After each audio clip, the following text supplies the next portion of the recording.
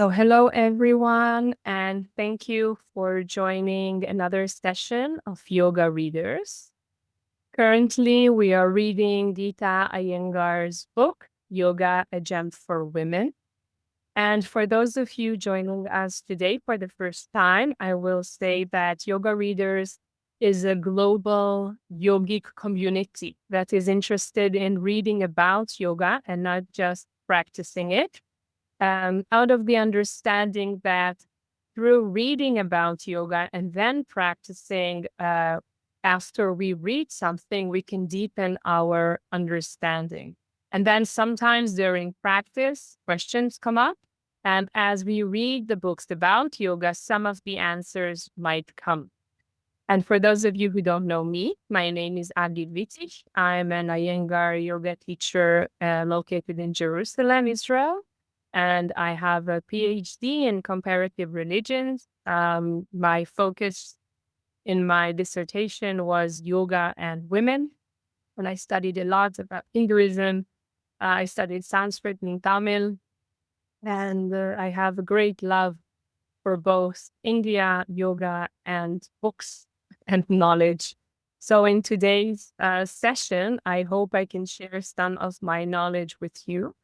And of course, part of this being a community is the discussion. So, the participation of the community members, which is you.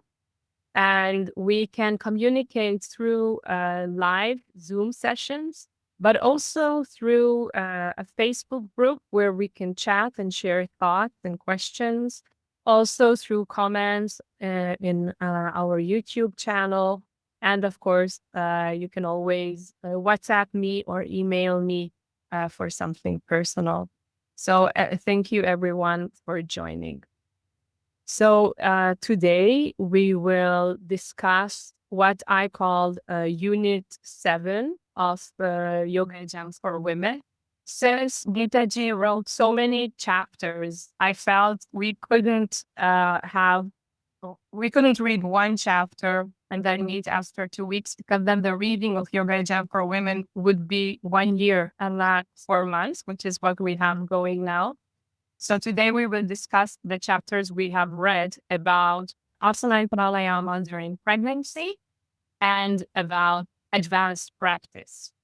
So before we dive into the summary and then going into close reading and then going into our group discussion, which will not be recorded to allow you to speak freely, and then into our conclusion, before we start that, I would like to ask you, and you can answer this through opening your mic and sharing, or just writing in the chat what suits you better.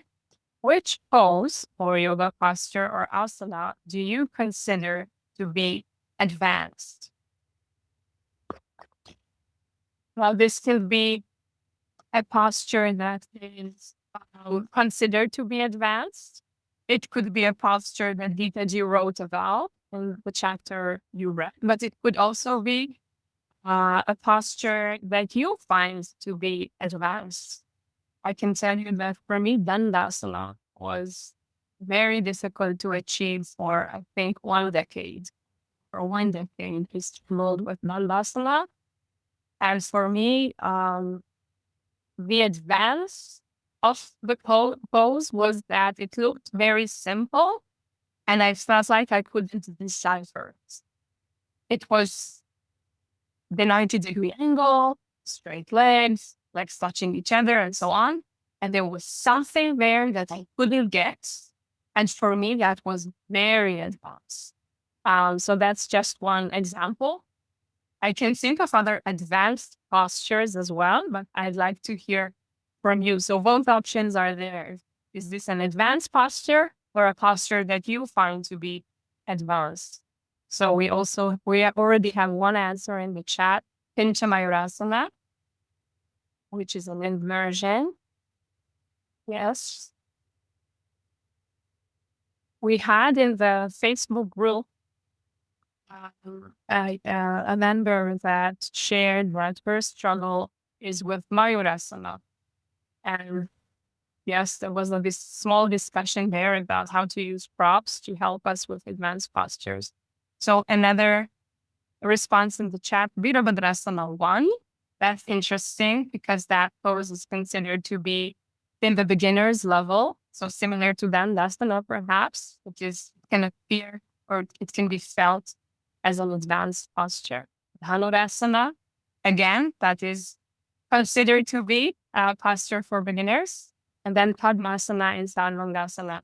Okay, so the Padmasana variations, yes, advanced and difficult. Though perhaps Padmasana easier in Sarvangasana considered to Shirshasana, no? Because then you cannot use your hands at all. Okay. You want to share more? You can in the chat. Let us continue to the summary of what we read. Now, you another vote for Pinchamayurasana in the chat. Okay. We can discuss this later, perhaps in the discussion section. So let me go now into the summary. Now, even though you read and perhaps reread these chapters, I find it very helpful to wrap it up in a form of summary. Actually, I already sent you a summary of the chapter and different ones from this before you started reading or rereading these chapters. So then you had your focus points and reflection questions. Maybe we should go through that before the summary. No, after. Okay. So we read the summary of the chapters we are about to read before going into it. So we have this framing and then you read it. And then now in the summary, after you are reading it, I'm again summarizing. So just notice the difference between reading the summary before reading and then hearing the summary afterwards. I feel that it's a different kind of understanding.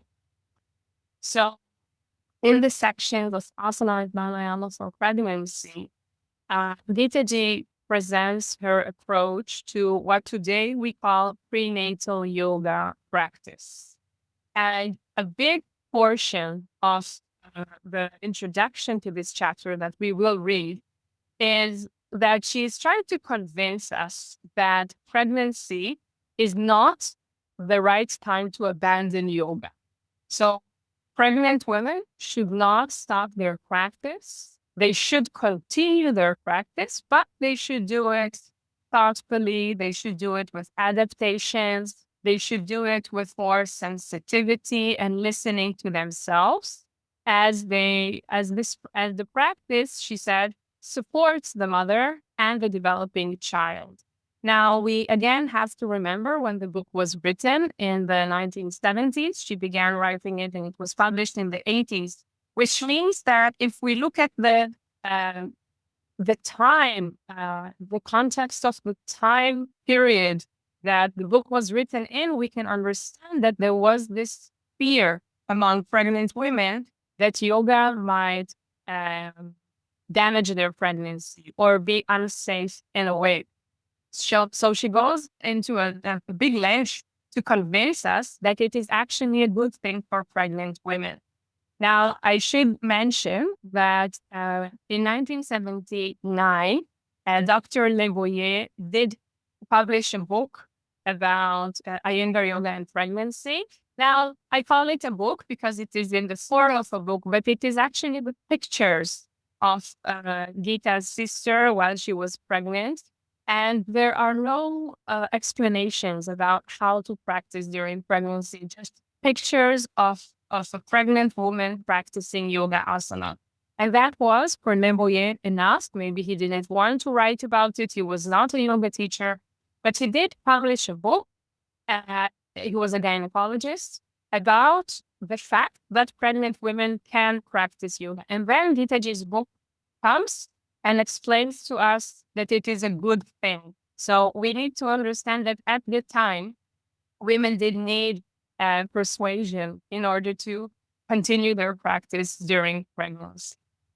So today, I think it's the opposite. I think that many women as they discover that they are pregnant, they discover, oh, I can do this and that kind of sports. Then what can I do? I need to move my body. Oh, my doctor told me that yoga is a good thing. And then women look up prenatal yoga, not special for Iyengar yoga. And then they go and do some prenatal yoga. So today, in 2025, it's considered to be a good thing to practice Iyengar yoga.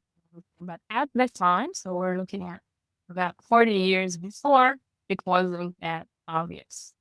So Wittach's approach is emphasizing modifications rather than limitations. So she's not saying don't do this. She's like do like that and like this. So you feel more comfortable. So you have more space. So she actually demonstrates how what we call traditional asanas or postures can be adapted using props like blankets and blocks and wall support to create more space for the growing child while maintaining the core benefits, let's say, of pose. So it's not a different pose. It's the same pose, but modified so the pregnant woman can get the benefits. And the adaptations focus on extending the spine, broadening the pelvic regions, and ensuring, and this is important, unrestricted breathing. So she done all that without compressing the abdomen or the uterus. So it's a lot about creating space in the third trimester. In the first trimester, it's also about a sense of security and a sense of more stability as the body changes and everything changes around it. So Geeta J's approach, like we saw in previous chapters, covers both physical and psychological and physiological aspects of pregnancy. And she also acknowledges the connection between the mother's mental state and the well-being of the child in the womb. So she also gives this month by month guidance of how to practice during different trimesters, and also how one should practice if she has experience in yoga before getting pregnant, or if someone is completely new to yoga. And her, so this is a progressive practice sequence that accommodates different experience levels, which is amazing to me that at the time it's not only convincing women to continue their practice, but also come to yoga while you're pregnant. This will benefit you. Today, we won't address the pranayama practices that Geeta offers for pregnancy. I will touch upon certain postures that help for certain conditions and then certain prop usages, but we can't really go deeply into it. And regarding pranayama practice during pregnancy, I will say that she focuses mainly on techniques that soothe the nervous system, that regulate blood pressure, blood pressure levels, and prepare the woman for labor. Now, we also should keep in mind that prenatal yoga practice usually focuses on preparation for labor, what a woman should do while she's giving birth. So like a preparation of the body towards it. But Geeta Iyengar gives here a whole sequence for the well-being of the mother for the whole period. It's not just about getting ready for the big event. It's about how the practice can support the woman throughout this process. So regarding pranayama, no back to that, she emphasizes ujjayi, viloma, and also shavasana for a deeper rest and for emotional stability. Now, this is one chapter that we read. Another chapter was about advanced postures, advanced asanas, and we will discuss both. So, Geeta believes that advanced postures are within the reach of all women and that they can be performed without harming their femininity. So again, this is something that we have to remember the time period when the book was written in. So there was this idea that if women practice yoga, they will become more masculine and will lose some of their femininity. It also has to do with gaining muscles, but with losing this round shape that is maybe considered to be more feminine. So here, Geeta explains to us It's not something that will harm us, and it's something that we could achieve, we as women, and that we should achieve. And that's the part that I'd like to discuss with you today. So then in this chapter, she challenges this widespread misconception that advanced or complicated postures should be avoided, she said, after marriage or discontinued as age advances. And she emphasizes that these beliefs, these restricting beliefs regarding women's practice, are unfounded, and that advanced postures don't have any effect over women at all. So for today, in 2025, it might sound weird for us to read this, but we have to understand what she was up against. That's why I always say that this is a revolutionary book. I mean, she had to work against so many misconceptions regarding yoga practice for women. So just to wrap it up about the advanced postures, she says that they offer superior benefits compared to wider postures because, she said, that's her argument. She says more intensive movements create better and more comprehensive effects on the entire system, on the body, but also on the mental well-being. So she explains that these challenging poses that make our organs stronger and healthier, but also help us to develop character, stability, intellectual clarity, and a poised personality. Okay. And I sent you a part about Vishtikasana, the scorpion pose, that where Geeta says that this pose teaches humility and calmness. And yeah, we can read more about it later. So it was an interesting part for me to read how she relates to advanced postures that, well, I don't know how you relate to advanced posturing. Is that something that you keep like for the future, or is that something that you are attempting to do perhaps with props, or are you an advanced practitioner and you're practicing these postures? It would be very interesting to hear from you in our discussion part. So she includes postures like yoga nidrasana and Urdhva Kukutasana and Kapotasana and other postures that require complicated actions as flexibility in joints and then strength in other muscles.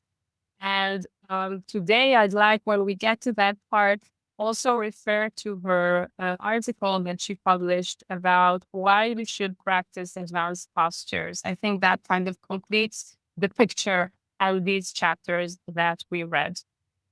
Okay, so before we get started with the reading, I would like to have like a recap of what we had in the last 2 weeks. So this is unit 7.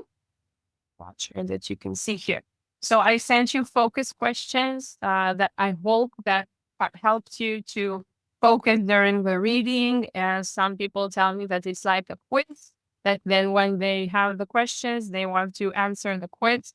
And then reflection questions that I always hope that will help our joint discussion about, well, one of the reflective questions was about what advanced posture challenges you. That the answer was Mayurasana. And I think that's a good way to go about it, to discuss these questions, not only with ourselves or perhaps with our journal, but also with other community members. And then I sent out 2 pieces. One was about Geeta Iyengar and the practice of yoga during pregnancy, and another piece about advanced postures. And I hope you read. They were sent in our WhatsApp group. They were posted in our Facebook group, and they are available also on the website. And I also sent you quotes about pregnancy and advanced postures. And this is an opportunity to say thank you for those who are supporting my work through buying me a cup of chai or supporting my yoga research. And also a special thank you for those who are supporting my yoga sadhana, which is not only doing the research for having a cup of chai with me during our yoga reader sessions, but something that is broader. And last week, I had a talk with several Indian yoga teachers, including Java and Mangira was there. And I shared my experience teaching during wartime in Israel. So that's part of the things that I'm doing for free to advance the knowledge of Iyengar Yoga um, to share whatever I can with the world. So thank you for that. So now we turn to the reading, and as always, I marked in yellow the parts I would like us to read. And whoever wants to read out loud can just unmute their mic and just read. Okay, it's the beginning of section 9.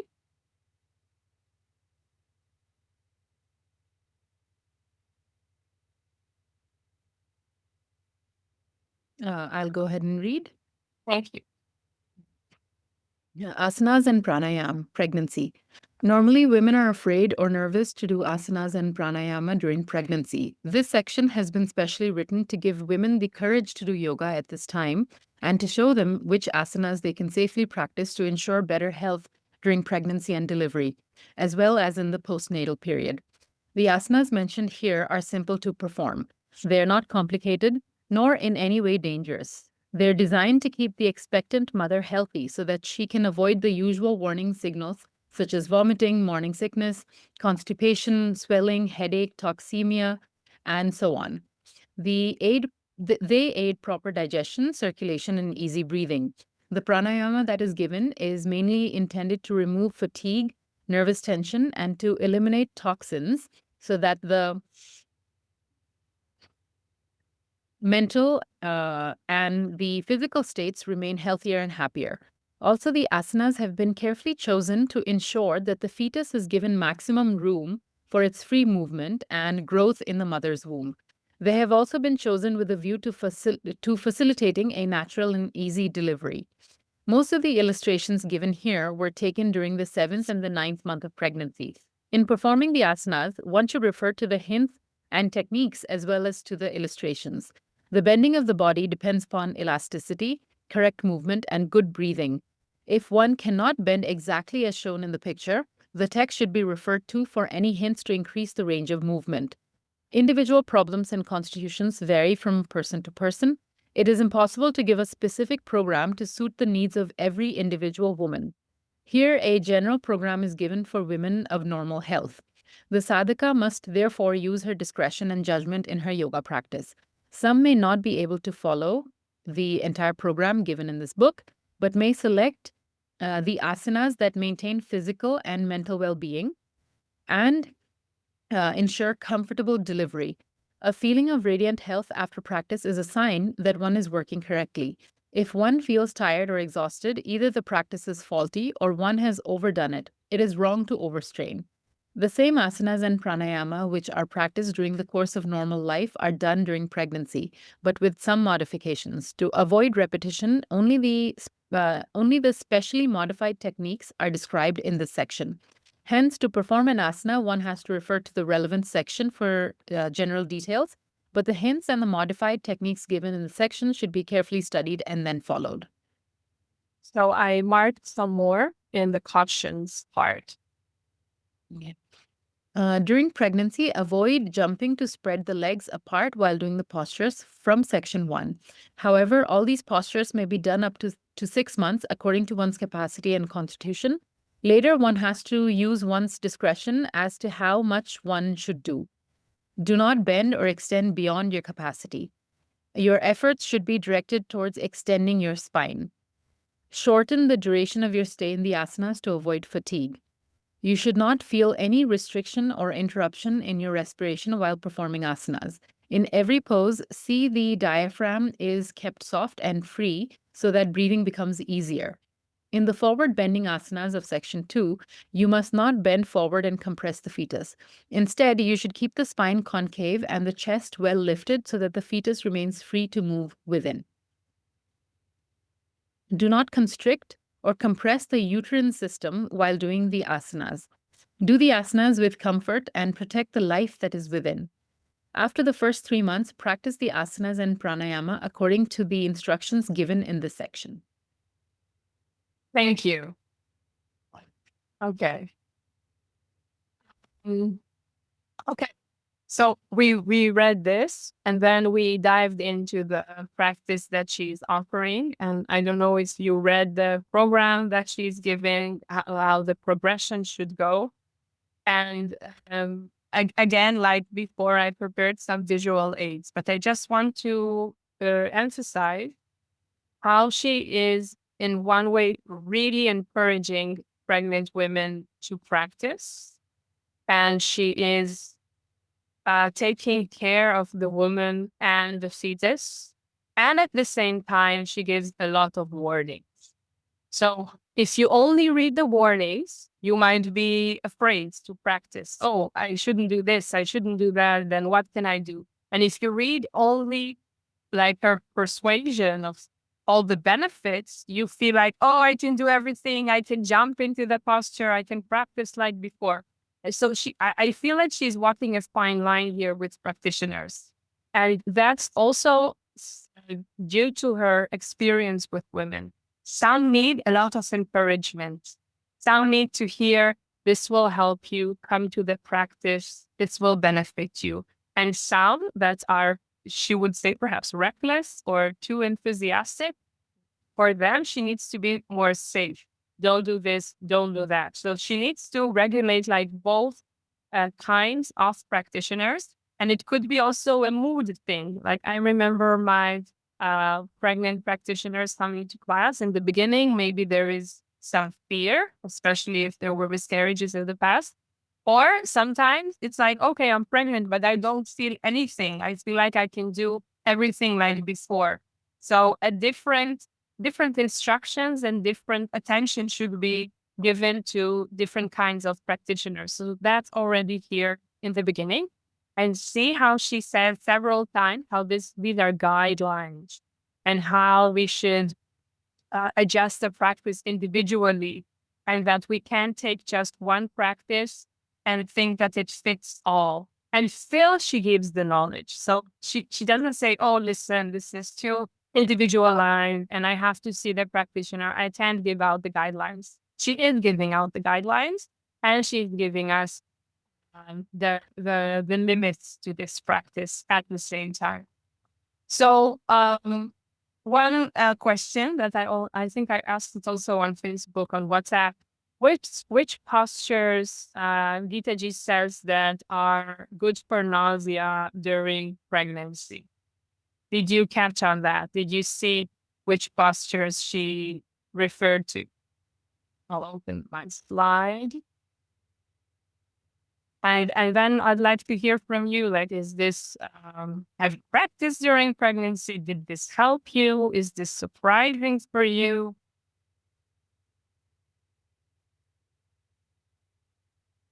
And I want to just add that for me, after practicing during pregnancy and feeling the effects of these postures, I felt like I can help non-pregnant people as well, and that I could help men as well.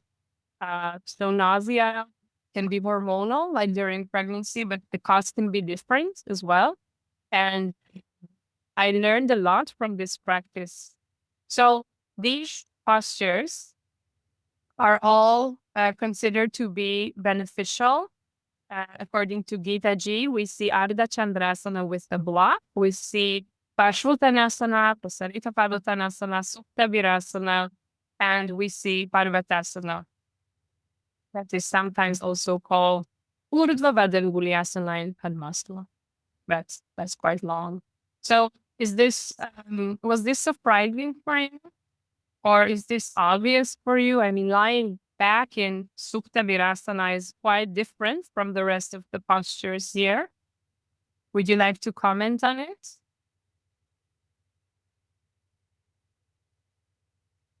your experience, from your thoughts.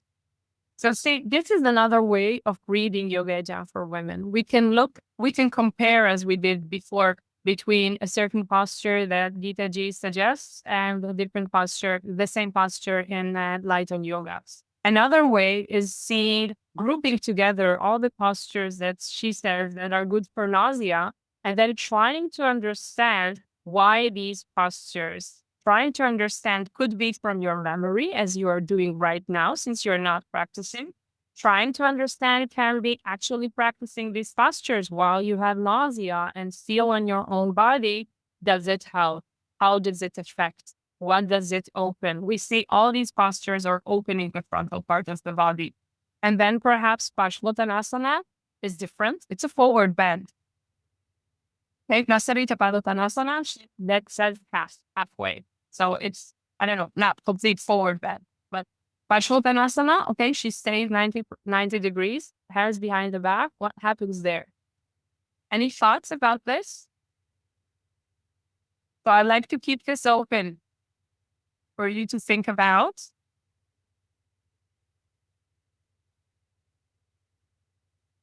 Okay, in the chat, slightly surprised that Ardha Chandrasana is there with the tilt to the side, pelvic position in mind. Yes. So every pose can be a surprise.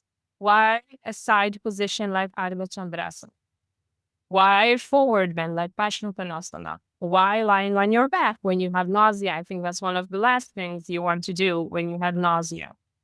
And then perhaps the less surprising are the Prasarita Padottanasana, that maybe we have this experience that it helps, and Padmatasana. Okay, so we won't go into it now, but it's something to reflect, to think about. And as I said, it's a different way of reading the book, of seeing which postures she mentions as helping nausea, and then thinking about it a bit, not just going through it. Okay, this posture is good for ta ta ta ta ta ta ta. This posture is good for ta ta ta ta ta. Just taking one category and then looking at the postures under this category. Okay. So let's go on. And please can I add one interesting part here. Yes. I am basically a doctor. I'm a pediatrician. So, in our studies, the women used to take thalidomide, which was helping them in nausea and vomiting. And later, they realized that the children born were having no limbs, phocomelia, they call it. And it was the side effect of thalidomide drug which led to the phocomelia in children who were born in those 1960s when this tablet was taken for the morning sickness by the women. And then it was, of course, banned and removed. But there were quite a few children with, without limbs or very small lumps of the limbs. So when we were talking about the nausea vomiting, I thought I'll just inform that no drug, no medicine, if possible, nothing should be taken in the first trimester of pregnancy unless and until it is really, really required. So that was one point I wanted to bring it out. Thank Yeah. you. And Thank I you. would like to comment on your words because Gita Ji also used this term, morning sickness.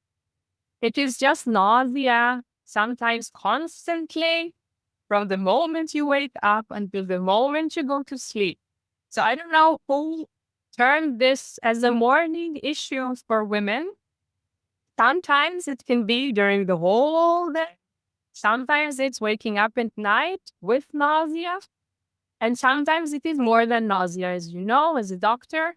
And when it becomes too much of vomiting and problems may occur, then more liquids are given, sometimes through the veins and so on. So, but yes, I agree that if we can solve things without medication, it is better because of the side effects.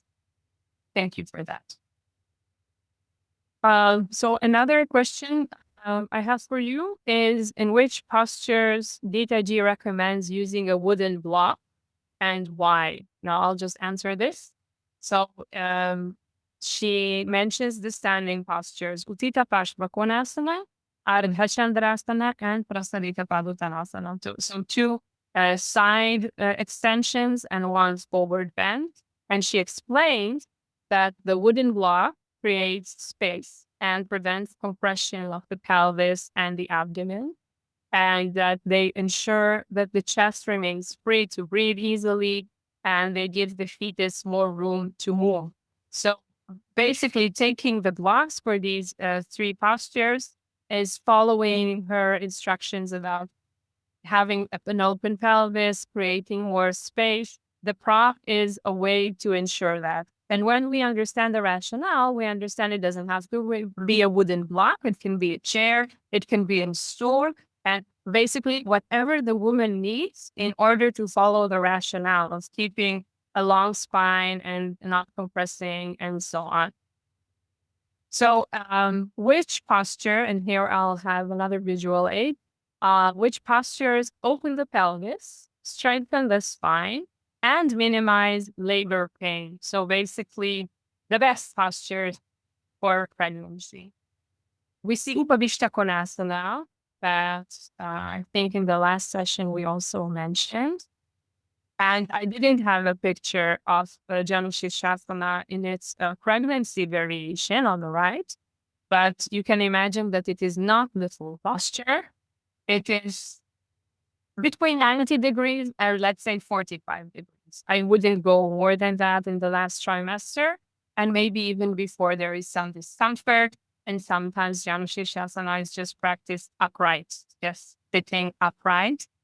And yeah, so basically seated postures, Supta Baddha Konasana. And in pregnancy, it is done with support for the spine and not just flat like that on the floor. And again, to create more comfort, to create more space. So the three best postures for pregnancy. Any comments about that? Okay. Good. Okay. So we continue.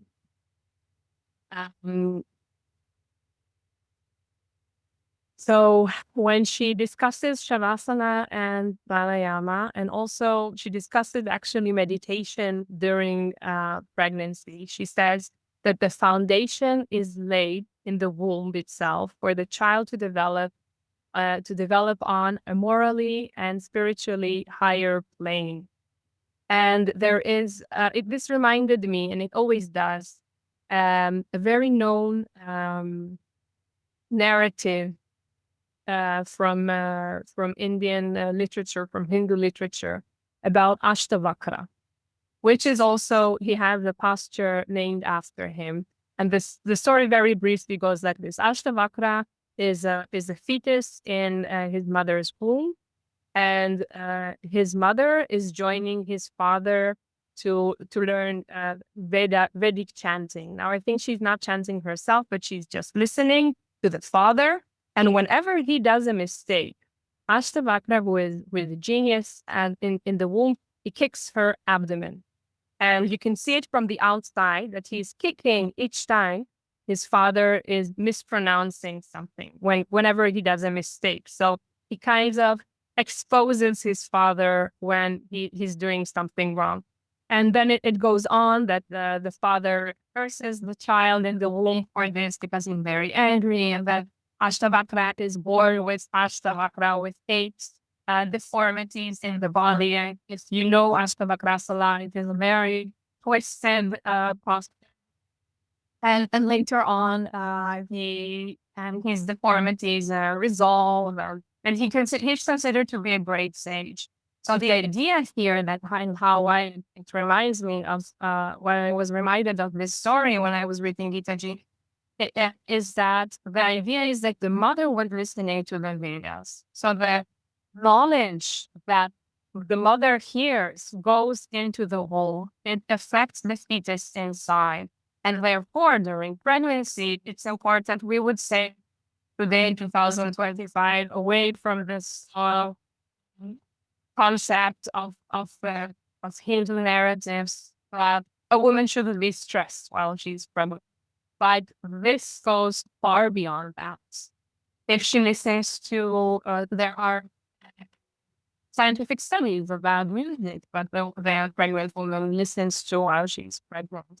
And if she takes care of her well-being, what happens to the fetus and so on.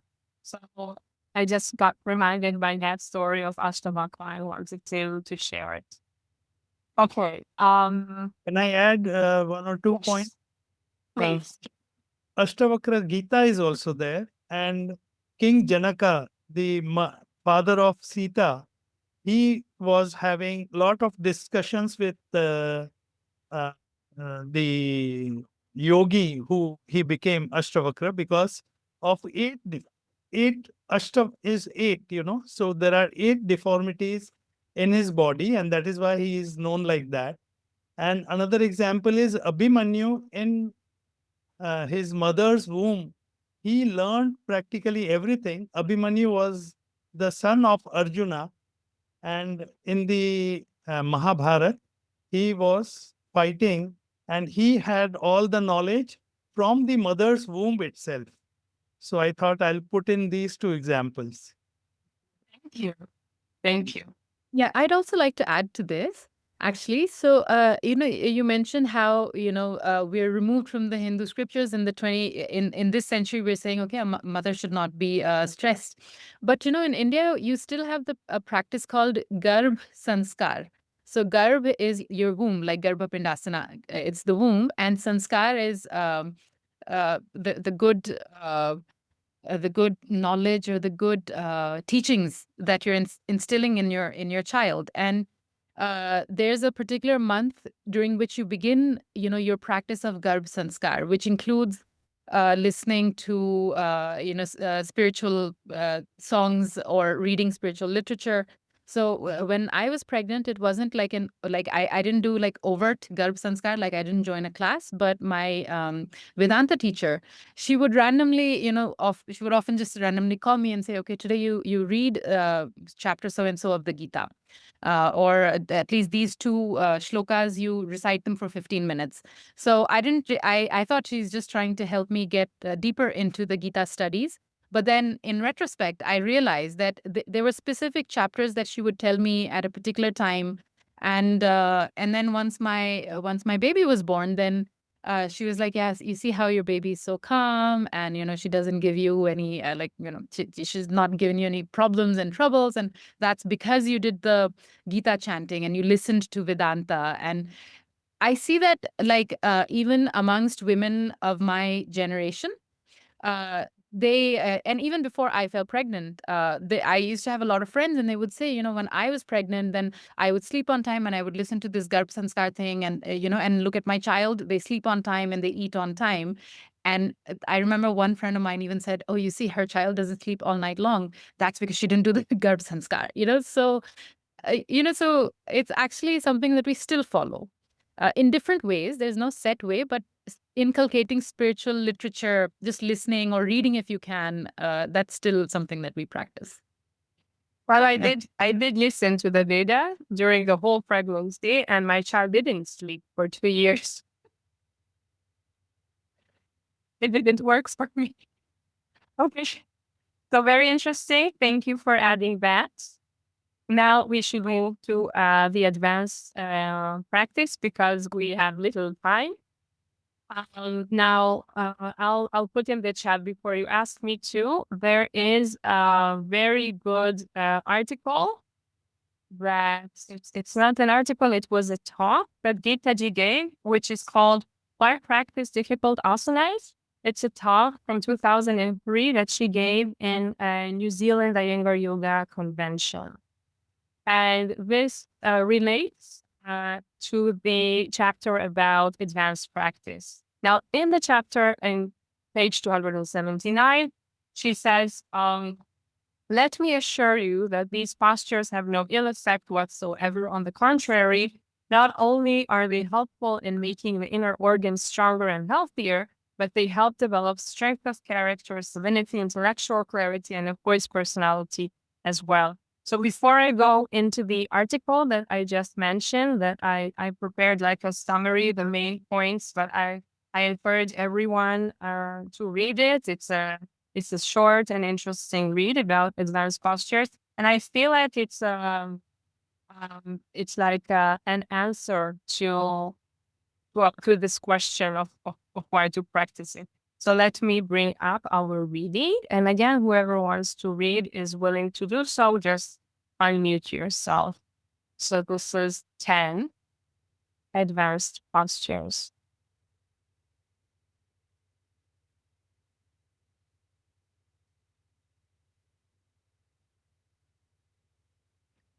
I don't mind. Please.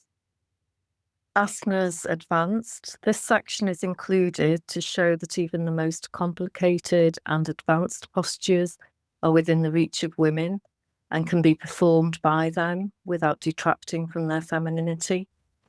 Many a time it is claimed that complicated postures should not be done after marriage, or that they should be discontinued as age advances. However, let me assure you that these postures have no ill effects whatsoever. On the contrary, not only are they helpful in making the inner organs stronger and healthier, but they help develop strength of character, stability, intellectual clarity, and a poised personality as well.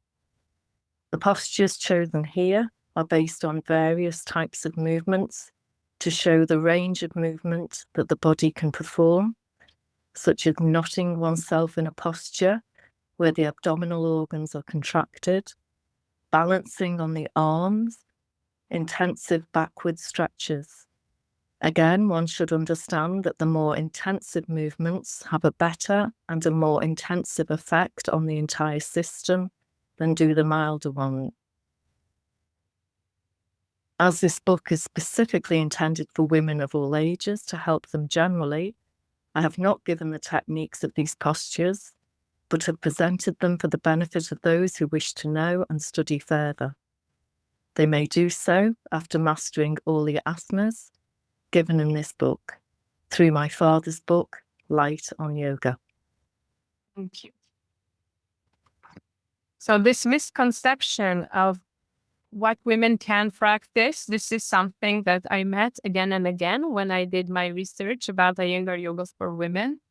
And some teachers, senior Iyengar yoga teachers, did say that when there is a need for a specialized practice for women, that is during menstruation, pregnancy, and menopause, and also perimenopause, postmenopause, prenatal, postnatal, and the practice is milder. The practice is softer.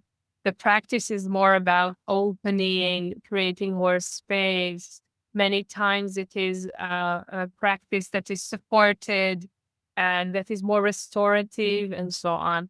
And that created an image that when the practice, the yoga practice, the general yoga practice is accommodating women, the practice is milder.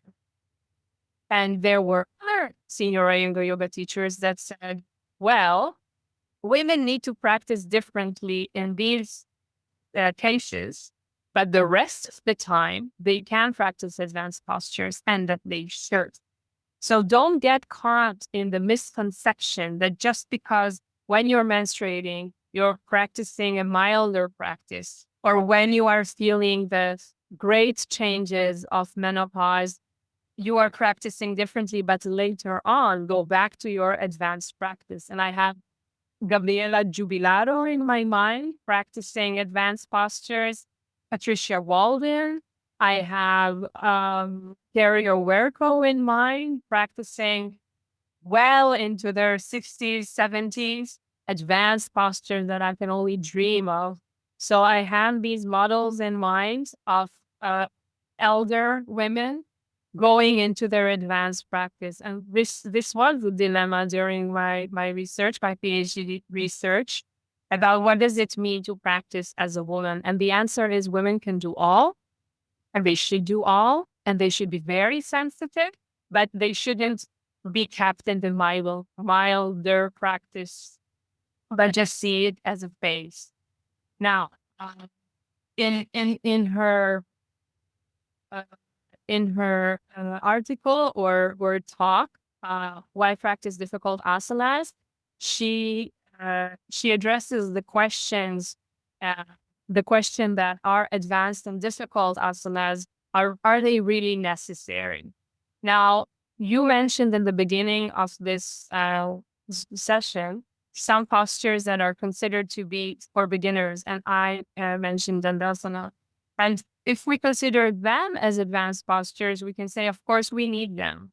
Of course, I need a good dandasana in order to advance to other postures that kind of spring out of dandasana. But do we need the advanced postures that are considered to be advanced? So she says that uh, the question itself may arise from mental laziness, which I don't think is our case here, or a misunderstanding.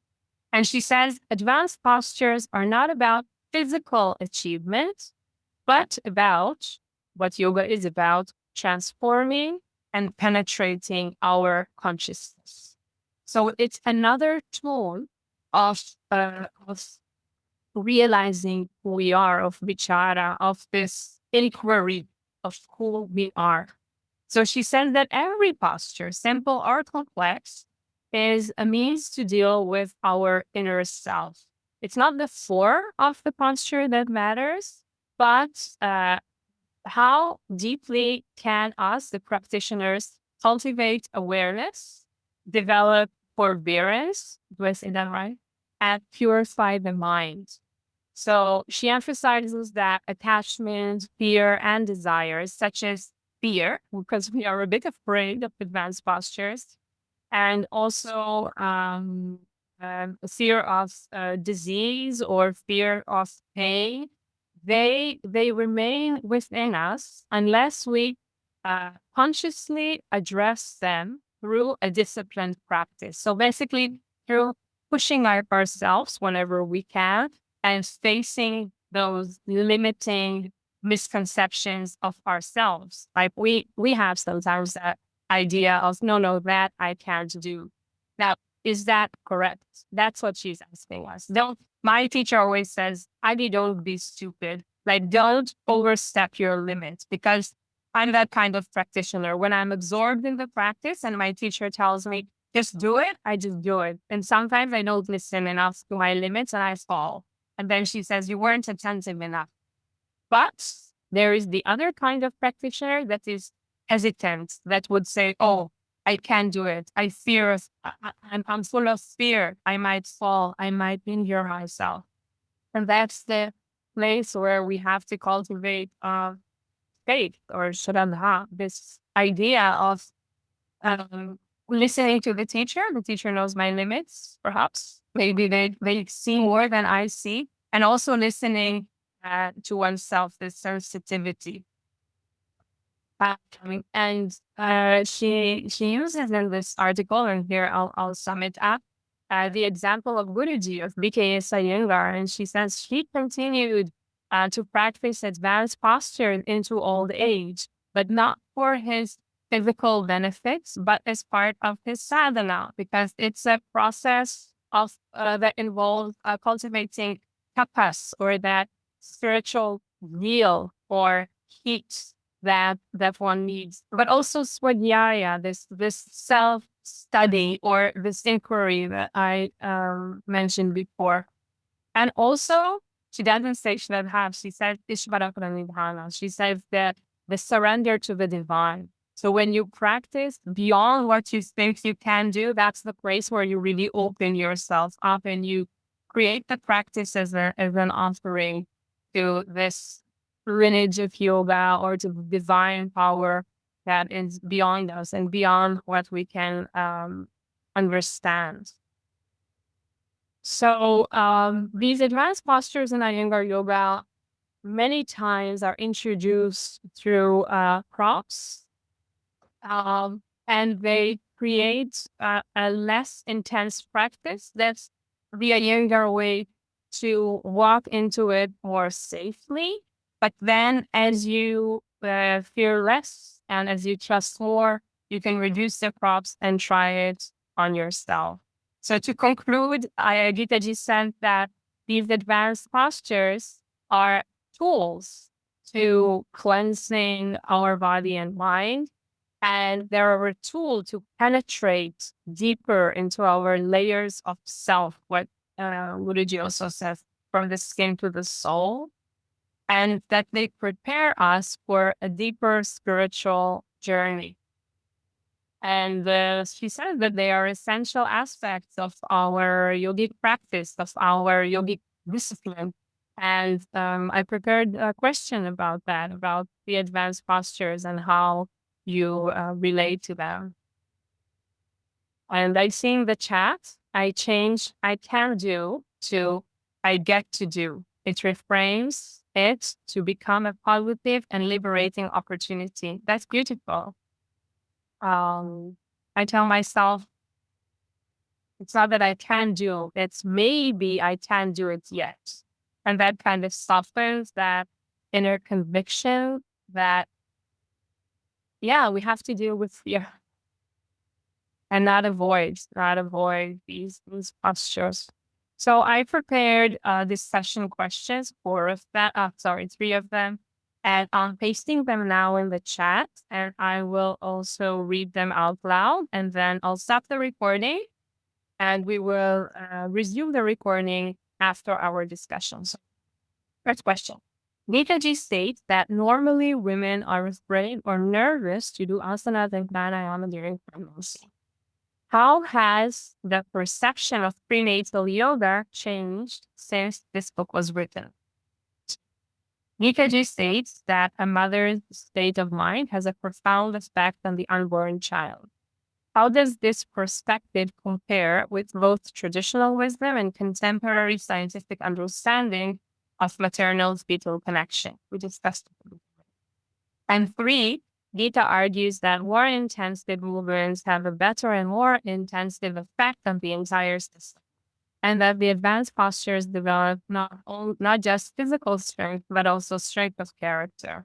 Do you agree that physically challenging practices necessarily lead to greater spiritual or psychological benefits? So thank you all for a very interesting discussion about both pregnancy and postpartum and advanced postures. And thank you for sharing your own experience and thoughts on these subjects.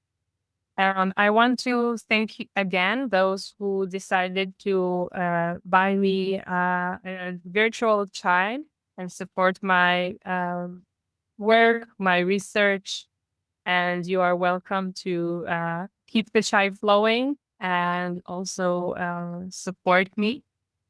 And I want to say about our next reading, we are going into what Geeta ji calls Part 3 experience, which is the last part of her book. And I decided to take all the chapters in this part and make it our reading unit 8. And it starts with On the Threshold of Sleep, which is about mudra and shavasana. You will hear me say mudra and not mudra, because that's how we say it. And then another chapter about hints and suggestions for the practice of pranayama. And since we already read about pranayama in pregnancy, it was like a preparation for this chapter. And then the last chapter is about pranayama techniques and effects. And that's not the last chapter. Then we have dhyana, meditation, and that's the last chapter of this reading unit. So we have a lot of reading in front of us. And our next session will not be held on August 3rd as I scheduled it to be. Now, I want to share that when I prepared the schedule, it was in February or March, and so many things happened since. including in Israel, but also in our reading community. Happy things happened as well. So I won't be able to meet you in Zoom until August 31st. That means we won't meet in 2 weeks, but we will meet at the end of next month. That means we have a lot of time to read this chapter. And also, those who joined us lately and want to have more time to read chapters they didn't have time to read, watch previous recordings. And I hope that by the end of August, we can all meet up and discuss the last chapters of Yoga and Gem for Women, and also talk about what is next. I would like to have a community gathering like we had after each book that we finished, and some thoughts about what could be our next reading and so on. So I will send everything on WhatsApp and Facebook and in our newsletter. So you don't need to remember it. And you will get reminders during this month, that's August. What else? I am available for questions and thoughts and ideas regarding the reading, the future reading, yoga readers in general. You can get in contact with me through Facebook, through WhatsApp, and you can email me. So, okay, to finish up, I'd like to get your feedback. What did you find most valuable or surprising about today's session?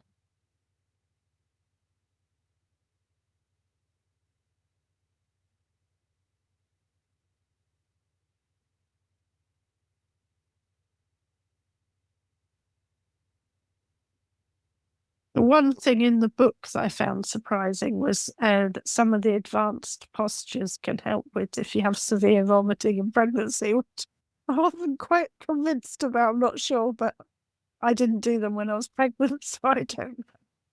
Do you remember which postures? Oh gosh.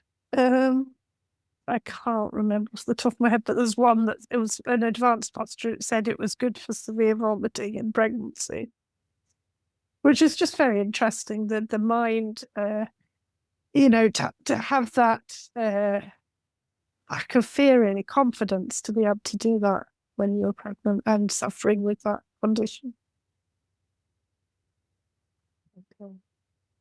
I think also Geeta saying that advanced postures are good for women because in a lot of lineages and other lineages, they say, advanced postures should not be done by women. It was not meant to be a practice for women. But here she clearly lays it out that that it's safe. And also the more intense the practice, the more benefit it'll give you. So I think that's because again, in the larger yoga landscape, you hear people saying, okay, what's the point of doing all these difficult asanas? Yoga is for meditation. Yoga is just for relaxation or whatever. But and then people importance that, that really important lesson that you learn from all the advanced asanas, pushing yourself, working with yourself. So I think, that she's laid it out in black and white. It was really nice to read it, and it was something that hadn't registered like before when I read this book. I hadn't seen that part or whatever. Maybe I just skipped it or something, but I really liked that bit, like reading that bit. Thank you. And Elizabeth is writing in the chat that reading the Vedas and the Gita during pregnancy was new to her, and tying together pregnancy yoga with advanced postures. Okay. So thank you all, and I'll see you next time. And in the meanwhile, we will be in touch. Bye-bye.